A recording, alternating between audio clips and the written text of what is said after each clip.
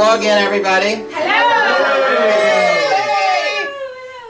Okay, here it is, Christmas Eve day. Thank you all for joining us. We're so happy that you are here. Thank you all who are now watching this video on YouTube. Woohoo! We're so excited that you decided to click on our YouTube videos. Please watch all our videos. We have one every week from the Sunday gathering, and they are lovingly prepared by Reverend Kelly Halleck, so thank you so much. So it is Christmas time, holiday time, and of course I have been thinking of the holiday. And as I was going about my week and being challenged, like I have all the time, but maybe like I am especially, and some of us are even more so over the holidays, I was able to just sink in and focus on some of the truths of A Course in Miracles and just some key words, not only from A Course in Miracles, but from my life as well.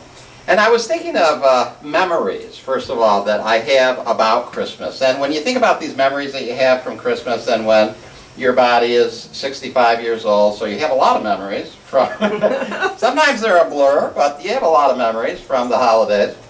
And sometimes the memories fill you with different feelings.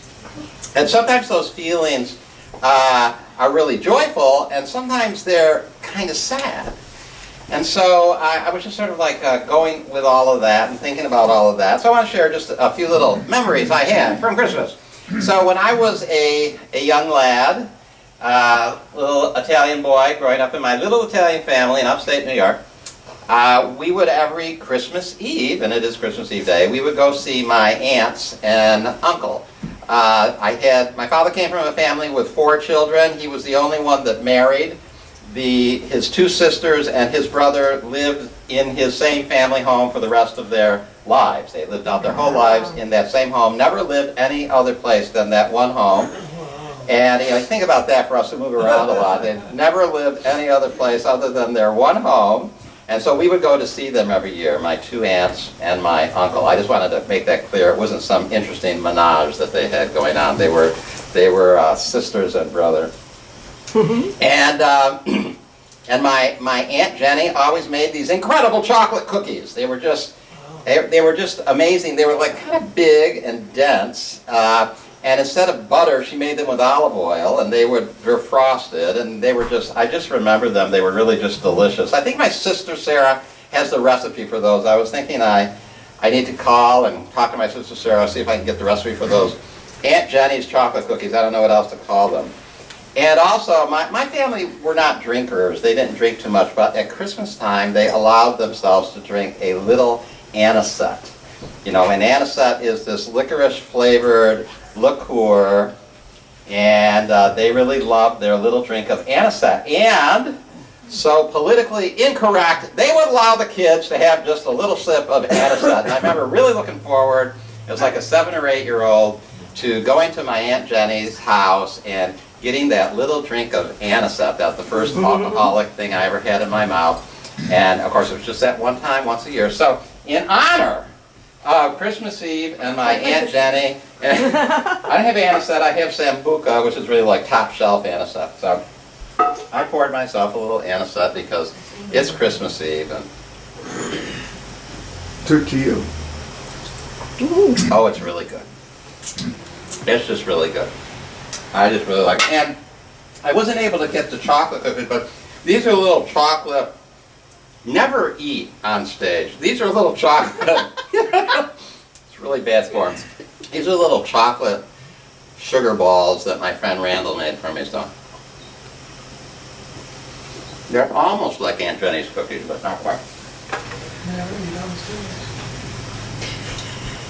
So we taste things, and we hear things, and we see things. Reverend Ducelty and I, this week, a couple of times, drove around the city and went to the places where we know there's these amazing houses that get decorated all up, and they get decorated every year, sometimes a little bit different. And then you drive around and just try to find other houses that are decorated up, and I think it's just amazing. I mean, it almost brought tears to my eyes just to think that there's these people that will spend this kind of time and money A lot of time. A lot of time and a lot of money to do this kind of street art. And it's street art because a lot of it isn't very refined. A lot of it just throw stuff on, and you don't sit back and probably think about a whole lot of it. It just get a lot of lights and stuff, and just doesn't have to be all that sophisticated. But some of them are. Some of them are pretty amazing. Usually those with gay people.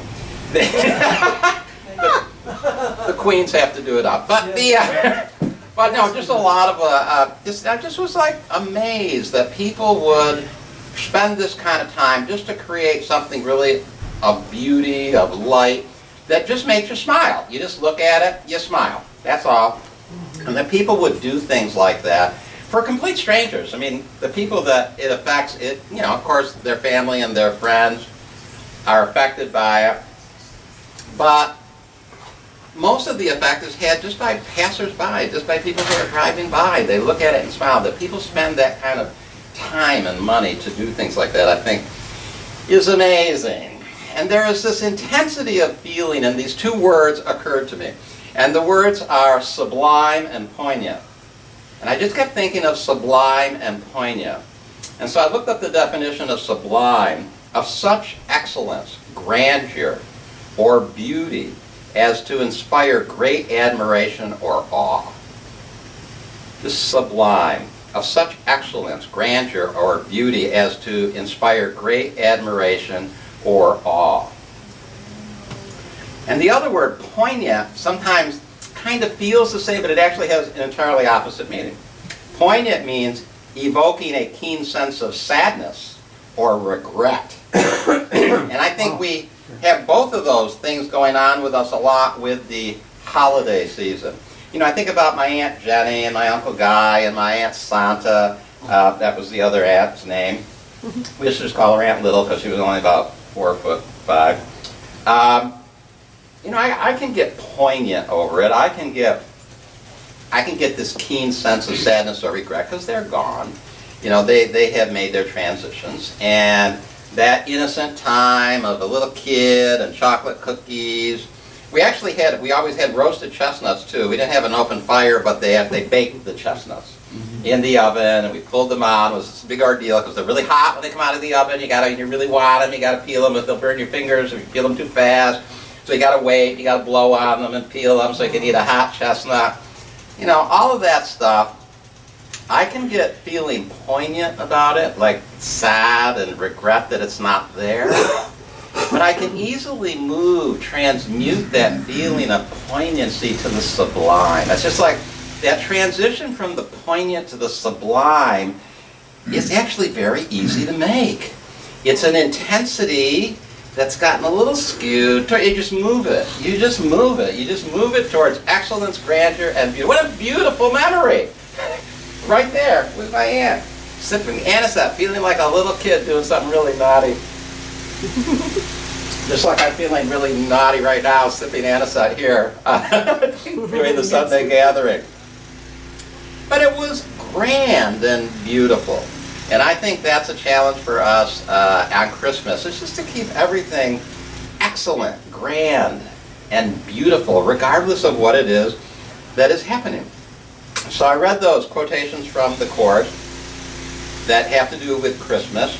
And this one I've always liked. It says, "Welcome me not into a manger, but into the altar of holiness, where holiness abides in perfect peace." So Jesus is saying, don't think lack. Don't think lowly. Don't think manger. We can make manger into a positive thing, but I think in this quotation, he's thinking, manger, the barn, the place where there wasn't any room for them at the inn. They had to go to the barn where the animals were. And Jesus just says, don't welcome me in that kind of lack energy. That's maybe poignant. We could feel sad about Jesus being birthed in a manger, but just transmute it, move it up to the sublime. And actually, I remember reading something from Edgar Casey many years ago about that. So we tend to misinterpret the whole manger thing. Actually, the innkeeper knew they were coming. They were all Essenes. The innkeeper knew they were coming. The code was tell them no room at the inn, There actually was room at the end, but tell them no room at the end. Move them back to the stable because there's a lot more room, and we can have attendants there, and we can take care of Mary and Joseph and the newborn without it causing a lot of attention. So they wanted them in the manger. That was actually the best place, the most luxurious place, the largest place, the quietest place for them to be. So that's just moving it from the poignant to the sublime. It's sweet that they're there. In another place, Course of Miracles says, in this season, Christmas, which celebrates the birth of holiness into this world, join with me who decided for holiness with you. Sorry about that. Is that my phone? That's yours. There you go. It was mine. It is our task together to restore the awareness of magnitude to the host whom God appointed for himself. So, restore that awareness of magnitude. Don't get caught in manger thinking. Don't get caught in sublime. I'm sorry, don't get caught in poignant. Don't get caught in that keen sense of sadness or regret. That's manger thinking. Transmute it, move it to something sublime. Another quotation, let no despair darken the joy of Christmas, for the time of Christ is meaningless apart from joy. Let us join in celebrating peace by demanding no sacrifice of anyone, for so will you offer me the love I offer you. So let no despair darken the joy of Christmas. So, things that happened this week. I had my program right here on ACIM Gather on Friday. Somebody decided to heckle me the whole program. The whole program. Constant typing, vulgar, insults, challenges, yada, yada, yada. I didn't respond to any of them because that is what Lynn on ACIM Gather has asked me to do. Now don't respond, just encourages them. But it was just like, yeah, I know who the person, I'm not going to give you the whole backstory. It's just like, here we go again. This happened before a couple of months ago. Must be Christmas time. Must be triggering their their poignant ideas, their keen sense of sadness and regret in some way. And so they're going to take it out on me trying to do a program, a Christmas program on ACIM Gather. But let no despair darken that joy of Christmas. So just let it go. Just transmute it. Just stay in my place on high. Don't go down into manger lack thinking. And I was pretty much able to do that. And just realized I really congratulated myself into staying focused on what I was going to do and my thoughts. And I sang in the program Christmas songs and while all that was going on. And it was fine. And it was just fine, and I actually felt love for the person and joining and oneness, and I have to get into the whole backstory about that. It just was fine. Yesterday I was driving my car over here on Franklin Street, and I was going to change lanes, and I was going to go over to the right-hand lane. I looked over to the right to look in my side view mirror to see if there was anybody there, and there was no side view mirror. And I thought for a moment, I said, do I have a side view mirror on the passenger side of the car? You know, I had that moment of like cognitive dissonance where you go, do I have a, yeah, I have a mirror. Yeah, of course I got a mirror. I started looking at all the cars have mirrors. I must have a mirror. I do have a mirror. I thought, am I having a senior moment where I don't remember whether I have a mirror or not? When I could pull over, I pulled over, and my mirror was just, somebody had sideswiped my car. Somewhere, who knows when, where, there's no mirror. There's just no mirror, and it's all ripped off and torn. And I had a moment of feeling sadness and regret, just because I got to get it fixed, I got to take it to a body shop, and you know, I got to figure this out, I don't have time. And then, but I immediately thought, let no despair darken the joy of Christmas. I said, it's Christmas. It's 2 days before Christmas. I guess some body shop needs to work. I got a body shop I used a year and a half ago. I really like those guys. I'll see if they're still there and go there, and it'll be my chance to say hi to Ty, and that's the guy who owns the body shop, and Tony, who works in the body shop. And I said, it'll be great. I'll go see Ty and Tony. I guess they need a little business, and it'll be fun to see them. And it just transmuted. It went from something poignant to something sublime, just like that. It's always that way if we just choose it. Course of Miracles says, this Christmas give the Holy Spirit everything that would hurt you. Let yourself be healed completely that you may join with Him in healing, and let us celebrate our release together by releasing everyone with us. So that's what we do. Everything that maybe would hurt us, be it a heckler, be it a side swipe and a side view mirror gone, you just offer it up to the Holy Spirit. You ask for a new perception. You transmute it from something poignant to something sublime. A year and a half ago, on my birthday, I found out that my sister Angelia was suing me. That was just, that one took me a little time to transmute. But it all worked out, and it probably all worked together for good. And one of these days, my sister Angelia and I will talk again. I don't know when that will be, but I keep sending her Christmas cards. I sent her a Christmas card again, and I bless her. And I don't let any of those things move me down into poignancy, move me down into despair, move me down into any kind of keen sense of lack or loss. I think about my childhood, sneaking those little sips of anisette with my sister Angela and my sister Sarah. And oh, yeah, those old memories, and why can't we, yada, yada, yada, that whole ego thinking, and just like, just let it go. Just having a sip of anisette, and it's really good. And smile. And think of Christmas Eve and all the fun times we had. And we'll have again, and all the love and joy and relationship that's in my life now. The truth is, there's no lack of relationship in my life. And things come and go with the dream. And what I remember from the past is just a dream anyway. Who the hell knows what happened? And here we are. And here we are on Christmas Eve Day. We're a wonderful gathering here with friends and spiritual family. We got special food and all kinds of reasons to be sublimely happy. Why descend into poignancy? The sign of Christmas is a star, a light in darkness. See it not outside yourself, but shining in the heaven within, and accept it as the sign the time of Christ has come. So Christmas is symbolized by a star, a being of light, a manifestation of light. But don't see it up there in the dark night sky. See it within yourself. See it as a ray of light within you. I was reading in the Circle of Atonement edition of A Course in Miracles a week ago, and there was a line that I read that I had never seen in the original edition or in the FIP edition, and it says that we are all rays of light in God's mind. We are all rays of light in God's mind. I thought, that's great. That's that star. That's that ray of light that is within us as we are within God, as within, as without.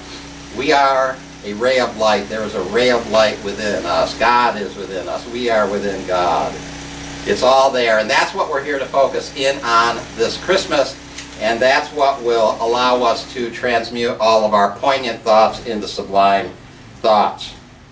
And this Christmas quote I'd forgotten about. This is an amazing quote. It says, Christmas is not a time, it is a state of mind. Isn't that an amazing idea? It's not a time, it's a state of mind. The Christ mind wills from the soul, not from the ego. And the Christ mind is yours. So right now, we are in the Christmas time, which gives us a little window of opportunity to really strengthen the Christmas state of mind, because the world is giving us just so much permission to do it. And that's why I like to just go as full blow as I can with Christmas, because it's like charging a battery or something. You have all this extra power around to charge your Christmas battery today, tomorrow, the day after it. Charge it, because Christmas really isn't this time, it's a state of mind. But this time gives us an opportunity to make that state of mind so strong within our minds that it can last through the whole year. That it can last through our whole lives. And that's what we are here to do. And we can do it. We can do it now, and we can do it today, and we can do it tomorrow on Christmas Day, and we can do it this whole holiday season. We can strengthen that energy of Christmas, that energy of the Christ being born within us, that energy of the star within us, that ray of light within us. We can strengthen it so much that it'll just carry us through the rest of their lives. One last Christmas quote. The Holy Christ is born in me today. Watch with me, angels. Watch with me today. Let all God's holy thoughts surround me, and be still with me while heaven's Son is born. And I like to think of passages like this not being metaphors, but really being literal. So when we're asking the angels to watch with us, we're really doing it. We're really asking angelic beings to be with us. They are with us, but it's always with us. It's maybe just a declaration that we will become aware of them. And that quote I read at first, that no call to God of today's lesson can be left unheard. So if we call the angels to watch with us, they will be with us. And just feel that over the next couple of days. Call to the angels right now with me. Hey, angels! Watch with me. Come here with me.